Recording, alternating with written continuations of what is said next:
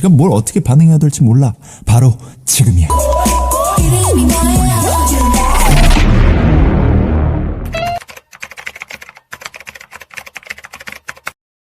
Di video kali ini Om Bigos akan menceritakan alur lengkap dari sebuah film berjudul 20. Film bergenre drama komedi asal Korea ini dibintangi oleh artis-artis muda berbakat seperti Kim Bo Bin, Kang Hae-nul, Junho 2PM, dan masih banyak lagi. Singkatnya, film ini bercerita tentang 3 sahabat yang sedang mencari jati diri di usia mereka yang sudah menginjak 20 tahun. Mereka bukan hanya mengejar karir, melainkan juga mengejar cinta dari para wanita. Lalu, bagaimana ya keseruan mereka? Nah, buat kalian yang penasaran, rilekskan dulu kalian, duduk santai dan Om putar dulu intronya.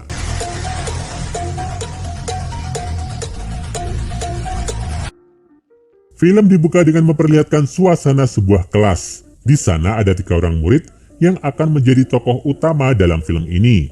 Yang ini bernama Dongwoo, yang ini bernama Kyung-jae, dan yang terakhir bernama Chiho. Ketiganya sama-sama menyukai teman sekelas mereka yang bernama Somin, tapi hanya Chiho yang berani mendekatinya. Ia memberikan surat berisi ajakan untuk datang ke halaman sekolah.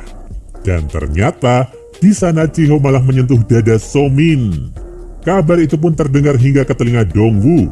Lelaki itu marah pada Chiho karena telah melakukan hal yang tak senonoh pada gadis yang disukainya. Perkelahian pun tak dapat dihindari. Sementara itu, Kyung-jae yang ada di sana langsung melerai. Setelah puas berkelahi, ketiganya mengobrol bersama. Kyung-jae lalu mengusulkan agar mereka melakukan sweet, dan yang menang dapat mengencani Somin. Karena hasil mereka selalu seri, Chiho memutuskan bahwa dirinya lah yang berhak mengencani Somin, karena ia sudah menyentuh dadanya. Sejak kejadian itu, ketiganya pun menjadi semakin dekat.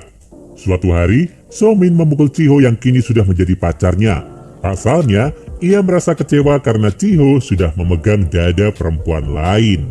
Berita tentang Chiho yang dipukul pun menyebar. Sejak saat itu, ia pun mendapat label sebagai Fucek Boy. Singkat cerita, mereka pun lulus dan harus memilih jalannya masing-masing. Di malam hari saat ketiganya sedang mengobrol di sebuah kedai, Chiho mengatakan kalau mereka harus bercinta karena kini mereka sudah berumur 20 tahun. Duh, bukannya mikir kerja atau bangun rumah, si mesum yang satu ini malah mikir serabi lempit. Tak lama kemudian, Somin masuk ke kedai dalam keadaan mabuk. Rupanya ia adalah keluarga dari pemilik kedai itu. Kembali lagi ke percakapan mereka. Dongwoo lantas meminta Chiho untuk mengajarinya cara bercinta. Chiho pun menyanggupinya. Esoknya, Chiho melancarkan aksinya. Ia membawa seorang wanita ke apartemennya. Sedangkan Dongwoo dan Kyung-jae bersembunyi di dalam lemari seraya mengintip. Tapi sebelum sempat terjadi push rank, Dongwoo dan Kyung-jae tak sengaja terjatuh dari lemari. Dan dengan wajah polos, Chiho malah bertanya pada wanita itu apakah boleh dilanjut. Jelas saja, wanita itu marah dan memukul Chiho. Scene lalu berpindah pada Kyung-jae yang sedang melakukan senam 5 jari. Tiba-tiba, adiknya yang bernama Suhee masuk ke kamarnya. Karena panik, Kyung-jae pun mengatakan bahwa senam 5 jari merupakan ritual khusus sebelum masuk kuliah. Esoknya, Kyung-jae memulai hari pertama kuliahnya. Ia juga berteman dengan lelaki gemuk bernama In-go. Sementara itu, karena tak punya biaya, Dongwoo memilih menunda kuliahnya dan kini bekerja di berbagai tempat. Walau begitu, ia tak lupa dengan mimpinya menjadi kartunis. Di sisi lain, Chiho masih bertahan dengan predikatnya sebagai beban orang tua. Suatu hari, Kyung-jae sedang mengikuti pesta penyambutan mahasiswa baru. Di sana ia minum-minum hingga mabuk. Dan ketika seorang wanita masuk, Kyung-jae langsung pingsan. Esoknya Kyung-jae mencuri pandang pada Jinju, wanita yang dilihatnya di pesta kemarin. Jinju yang menyadari hal itu pun segera menyapanya. Ia bahkan mengajaknya ke kampus bersama. Sesampainya di kampus, keduanya pun berpisah. Awalnya, Kyung-jae merasa senang karena mengira dirinya populer. Tapi, In-go menjelaskan kalau Kyung-jae terkenal karena video memalukannya saat mabuk. Parahnya lagi, video itu diambil oleh In-go. Wah, temen gak ada akhlak nih. Sementara itu di kelas melukis, Dongwoo bertemu dengan Suhee. Saat itu, Suhee dengan santai bercerita tentang kakaknya yang suka senam 5 jari. Di lain sisi, Chiho masih asyik dengan dunianya yang tak jelas, hingga akhirnya ia pun dipanggil oleh ayahnya. Pria tua itu menyuruh Chiho untuk bekerja di restorannya, tapi Chiho menolak. Akhirnya sang ayah pun memutuskan untuk tak memberinya uang lagi. Sontak, Chiho langsung merengek. Sementara itu, Kyung-jae mulai mendekati Jinju dengan modus ingin belajar investasi. Tapi Jinju malah mengajaknya investasi waktu, yang artinya menemaninya berjalan-jalan. Di lain sisi, Chiho juga sudah mulai les memasak. Esoknya mereka bertiga menaiki mobil bersama-sama. Ketika sampai di perempatan, mereka melihat seorang wanita cantik.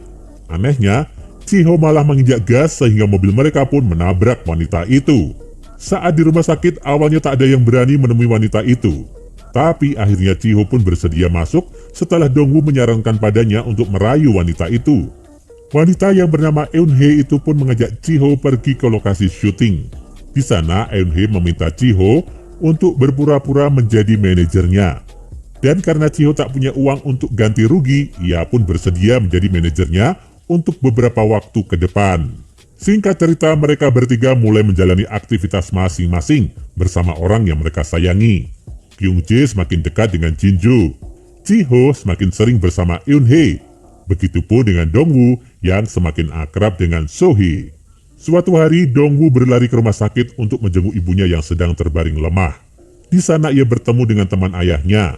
Pria itu menawarkan pada Dongwoo untuk bekerja di pabriknya dan menjadi penerusnya ketika ia pensiun.